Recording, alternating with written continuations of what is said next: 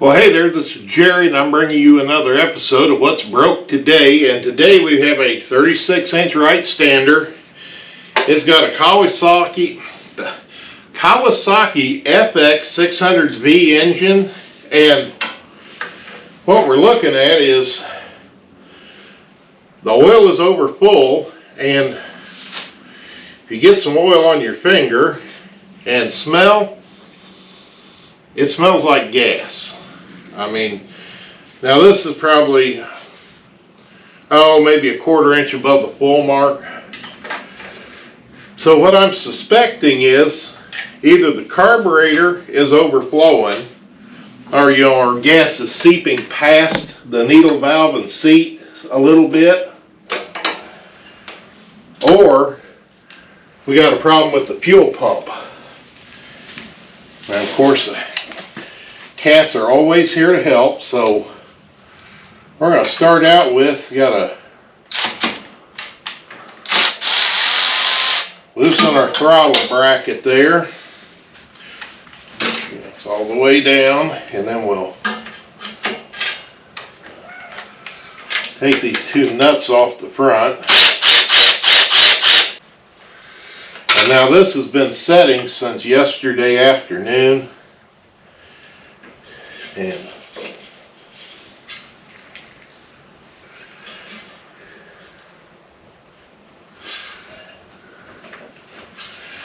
I'll take that clear out. You gotta make sure that you got the ground wire for the fuel solenoid on that bolt too. So we'll pull this out of the way, and then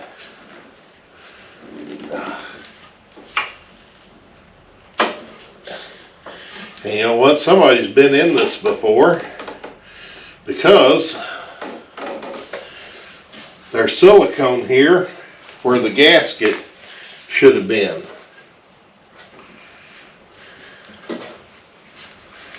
And there's silicone on the back side of the carburetor. And of course, as soon as I pull that apart, I can smell fuel.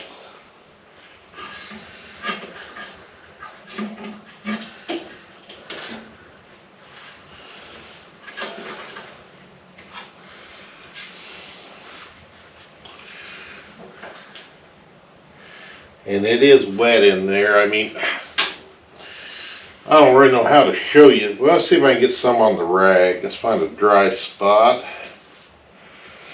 I'll rip this corner off where it's got some dirt, but it is dry, and see if I can get my hand around there. Hard to tell, but you can see that red stuff on there is the silicone got on that my rag, because the gas eats up the silicone. If it wasn't for the fact that it's been long enough for the silicone to set up, you'd almost think that it had just been put on there. And I'm going to go grab a flashlight real quick so I can shine in the intake. I moved the camera up a little closer because, you know, RTV silicone, I mean, it's a handy product, but it is definitely not intended for use around your fuel system. And so I can look inside the carburetor, and it's wet in there.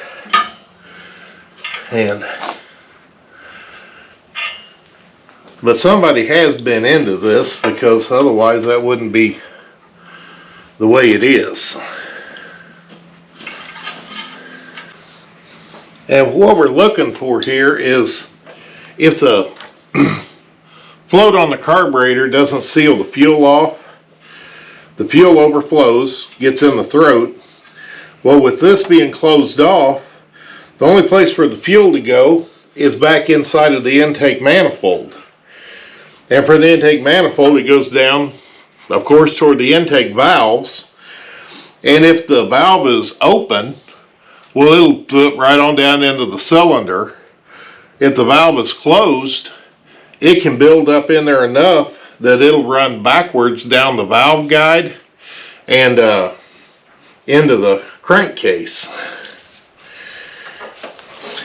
And I may actually, I'm going to leave this apart for a while because I want to see a little more fuel than that. But the other way oil gets in the gas is through the fuel pump. And this little pulse line that goes to the side of the fuel pump, I guess I should turn the camera over here. But this little line here, you pull it off and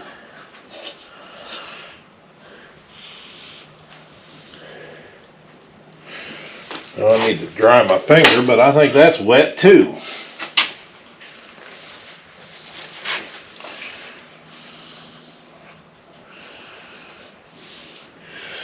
Yeah, see there's gas on the pulse side. So let's look here, because I'm gonna dump some more gas in it. And we're just gonna actually, I think I'll get a piece of 1/4-inch fuel line, stick on that hose or on the fitting, and down here toward the frame, and get a nice brand new rag. I'm gonna lay one underneath the end of the hose. Now I'm also gonna take another one and lay it down on the deck below the carburetor, and then I'll come back tomorrow and recheck it.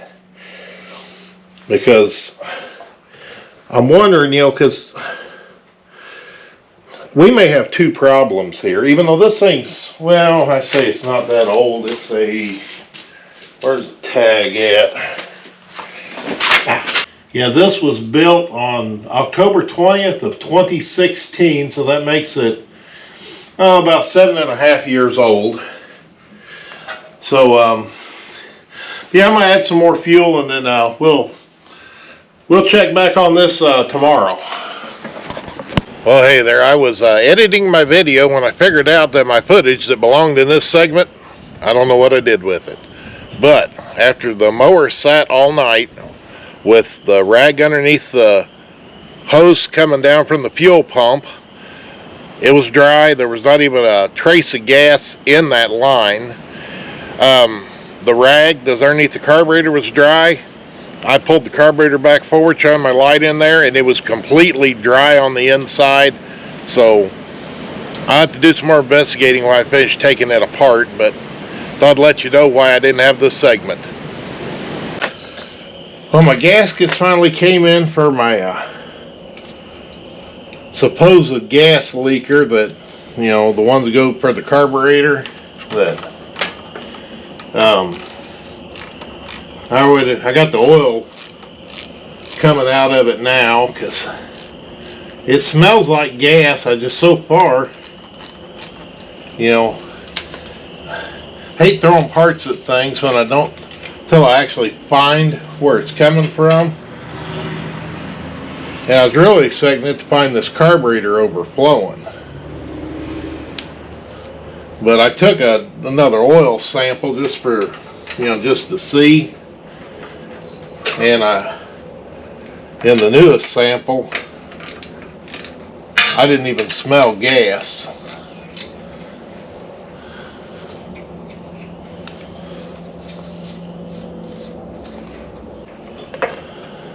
That out of the way. Reach back here and shut the fuel off. Because the easiest way to clean that silicone off is to just get the carburetor completely off there. Oh shoot, that hits the muffler.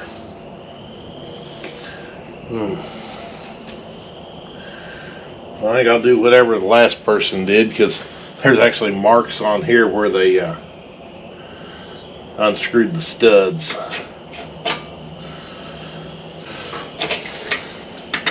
I'm going to see if I can just take,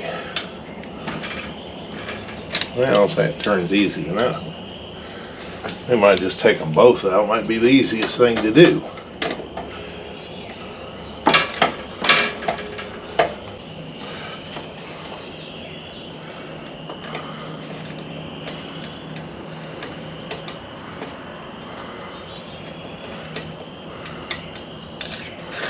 There's one. And two.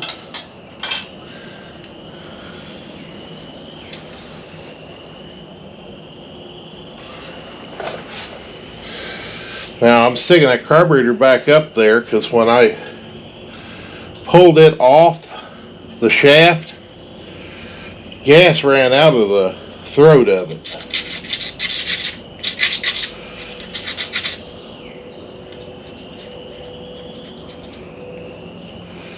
So I was hooking the line back up, just gonna, where it's easy to pull it clear off. And right now I'm just cleaning silicone off of this insulator, and it's got gas on it, so instead of scraping off, it's just smearing. So you can see where it's soft and it just comes off on my rag where I'd normally scrape it off.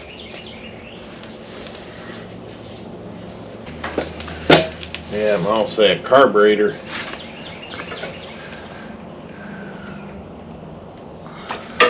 I don't have to hardly get it off a level before the fuel starts coming out, but it's not coming out where I would have expected it to come out first.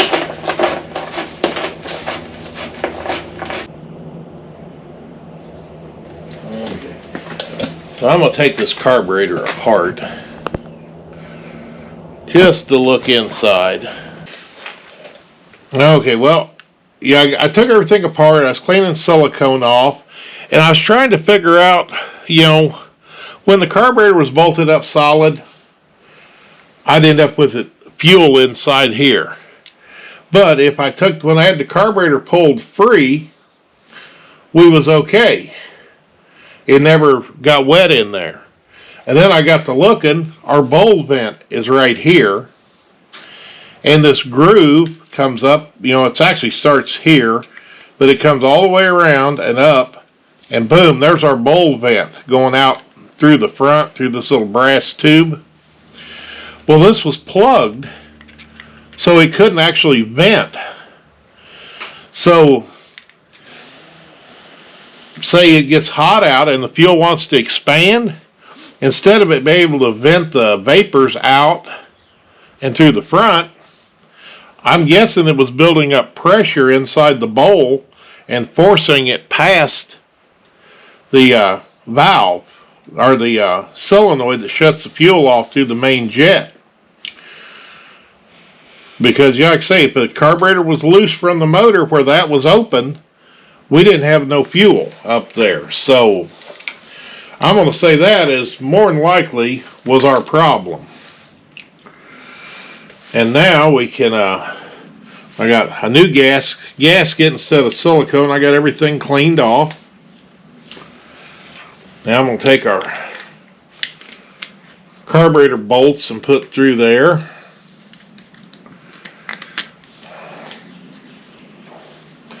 And then I'm going to attempt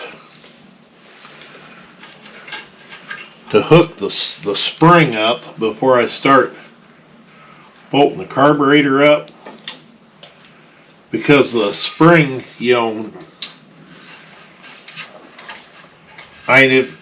we need to have that spring on there because that actually helps stabilize the throttle plate, because without that little slop that's in that rod, that spring removes all of that and keeps everything stable.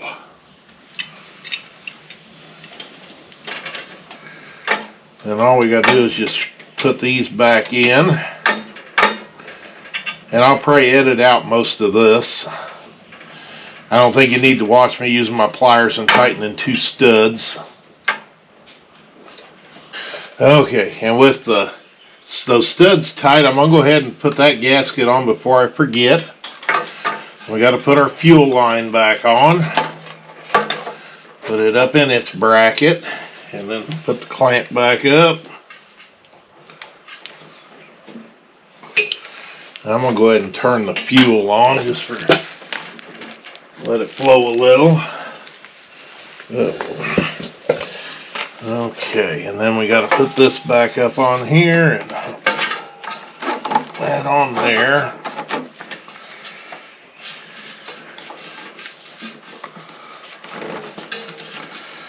And that can go on there. And I can take my crankcase breather hose and put it up all the way.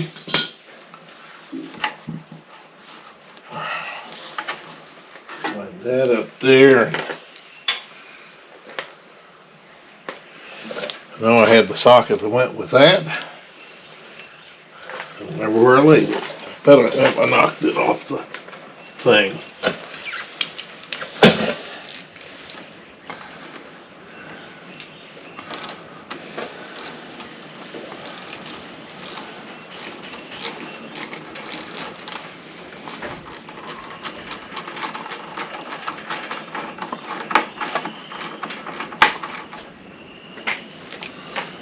Okay, we got one of these started. I'm going to take our throttle linkage stuff and get back up here and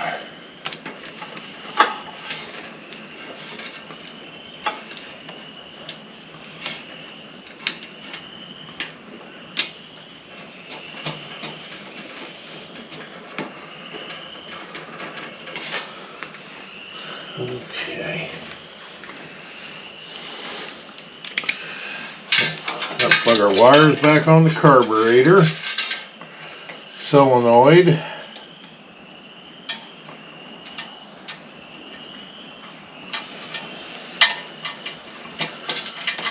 So the ground wire's got to come up here and go on that stud.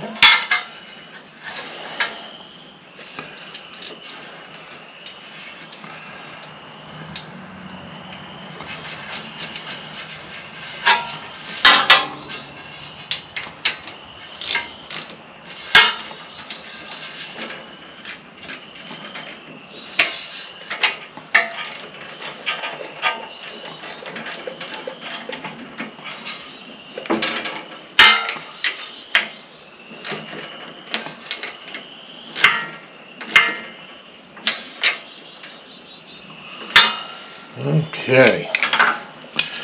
Well, all I gotta do now is I'm gonna finish the oil change, and I'm gonna take it out for a run, see how it does. But I'm fairly confident that that silicone block on our bowl vent was our problem. So can't say I've ever had that before, but you never know when you're in this line of work. Well, I think I'm gonna wrap up the episode on with our fuel leaking on our Wright Stander. That I took the mower, got it all put back together, went out and drove it, got it good and warm, made sure the oil was full.